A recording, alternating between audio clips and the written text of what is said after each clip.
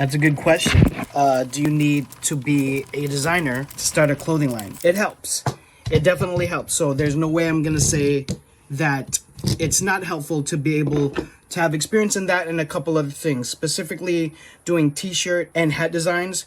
And so to this day, even though I've been a creative director of a multi-million-dollar like apparel brand for my own stuff, because I'm bootstrapping it, right? I'll do what I call last mile graphics. So I have designers that I'll hire for freelance to do the work, and you can do the same thing, obviously. So the big theme as of recent, when I'm answering questions like this, like brand management, overall brand management, it's really being a good operator. But you don't need to be a specialist at anything. Specifically, 10 years ago, completely different answer to this question, and you can see that in my channel. But don't need to be a designer. Big programs that people will use right now is Canva. They use Canva for a lot of things, and I use Canva for tons of things. Right now, as a designer, I could get down with the pixels, Photoshop, Illustrator, all of that. The designers that I use, I make sure that they can finish graphics or, import them into Canva so that the rest of the team can use them if we need to use it on something else, like transform it into a different use, like for email newsletter graphic type thing, or whatever marketing purposes we might need for that graphic. But Canva is one. The sleeper you need to look into is Kittle.